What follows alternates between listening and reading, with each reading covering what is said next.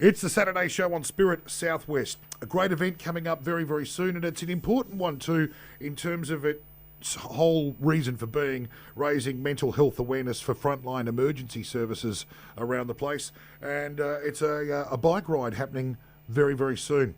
It's called Ride Alongside, and I want to welcome the ride director, Rob Seaman, to the Brekkie Show this morning. G'day, mate. How are you? Yeah, good morning, July. Yeah, very good. Thank you, mate. Right, everything's underway on Monday. Tell us a bit about the Ride Alongside. Where did it sort of emanate from? Oh, no worries. Okay, yeah, well, it's a 5-day ride. We're riding this time just over 500 kilometres from Bunbury to Denmark, but we're not going the direct way there. We're kind of going the long way, as you do. Silly cyclists.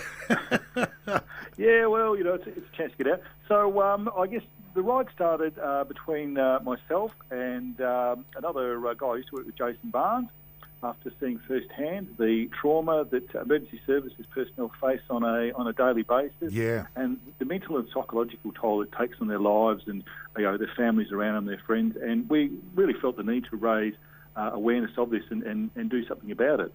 So you've teamed up with another charity, which is Sirens of Silence. Yes. Tell us a bit. I know they're not necessarily your charity, but tell us a bit about their involvement in the Ride Alongside. Yeah, no worries. Yeah, well, Sirens of Silence are a charity partner. I guess we're the riders of the event, and Sirens of Silence are also another charity that look after emergency service personnel. They do some great work in proactive mental health programs and mental health support initiatives for all emergency services personnel, be they volunteers, be they former or retired members or current serving members. It's a real worrying trend, and quite often it does get mentioned in the media of some of our first responders battling with all sorts of post-traumatic stress and mental health issues. How do you go about addressing that on your ride, Rob? Yeah, right. Well, I guess there's three elements to Ride Alongside. The first part is the on-road. So there's a bunch of us in this ride. There's 12 current and former emergency service personnel, and our ride goes through regional WA. And on the ride, we promote teamwork and camaraderie on the road. We break down the barriers and stigmas of mental health in emergency services. And I'll cover a bit more about that in just a second. For sure. And promoting cycling and good physical health as a way to good mental health. Second thing we do is we visit volunteer and career emergency service personnel in these regional towns that we go to. Again, for mental health awareness within emergency services. We share a cup of tea and a chat with them, and basically speak about mental health to them to remove that stigma. And of course, the third one, which is promoting the great work of organisations such as Sirens of Silence within the emergency services arena. So I guess myself and Jason, we've both lived and worked in country WA, and we know that people who live in regional communities don't always have access to the same level of health services and facilities that are available in the city. Of course. So we want to be able to go out there to these smaller communities and towns and raise that awareness, start the conversation about mental health with those around us. And we use the bikes as an innovative way of promoting obviously synergy of good physical health and good mental health. Absolutely. There is a stigma within emergency services organisation that putting your hand up for help is sometimes seen as a sign of weakness. And I think that you led to it before, is that we see a high prevalence of it in some occupations, and emergency services is certainly one of them. And within the health arena as well, they see, I guess, the statistics are much higher for people working in those fields. But our ride is, we basically want to say nothing can be further from the truth, that we don't let our team members down, we don't let them fall down. If they do fall down, we help them back up. And as a community, we need to band together around our injured personnel and help them get it back on their feet and get their lives back.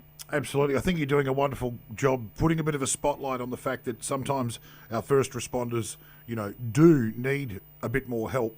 Do you think communication is key and having an open dialogue and people, putting their arm around people and saying, it's like the "Are you okay" concept, I suppose. Yeah, that's for sure. Look, there's nothing more powerful than just putting your a hand on someone's shoulder and just saying, "Are you okay, mate?" Or how are you doing? And a lot of the time, I've worked with people who have had difficult jobs and difficult shifts and weeks, and it's sometimes it is just listening to them, sort of tell you their story or what's burdening them, and be able to be a good listener, and then put them in contact with professionals to actually get them professional help, and whether that's through their own organisation or through other means such as their own private health, or through organisations such as Sirens of Silence, who can put them in touch with professional organisations. Excellent. So when do you head off? You head off on Monday? We head off Monday at 8 o'clock out of Bunbury. We're leaving from the front of the Bunbury Police Station. Are you getting an escort out of town or anything like that, Rob? Well, we do need a bit of help to document some of that Bunbury traffic that builds up around peak time. But no, our riding journey was sort of planned around, obviously, so we don't go holding up traffic. So we're sort of ducking out of Bunbury the back way and heading down the highway towards Donnybrook, and we've got our first stop there. With what time can people expect to see you on the road heading out to Donnybrook, Rob? Oh, well, all going well, Dillo. We'll be leaving Bunbury at about 8 a.m. and heading out from there. As I said, our first stop's Donnybrook, and our first night is at Boyup Brook, and then we head further inland towards Kojonup, Katanning and Noangarup before turning around heading south towards Cranbrook, Mount Barker, and finishing up at Denmark on Friday. We'll all be looking forward to that, to a cold drink at the end. I bet you will be.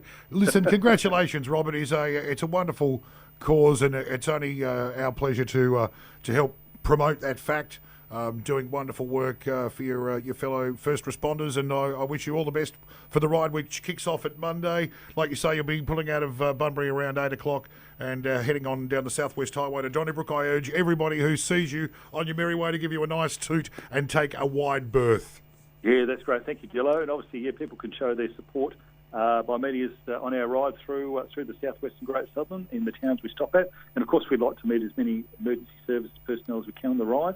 And please tell your family and friends in these areas about our ride, and also follow on our social media on Facebook, ridealongside.org.au. We'll be doing just that. Thank you very much, Rob Seaman, Ride Director of the 2019 Ride Alongside Cycling Awareness Event. Thank you very much, Rob. Have yourself a great weekend. It's the Saturday show on Spirit Southwest.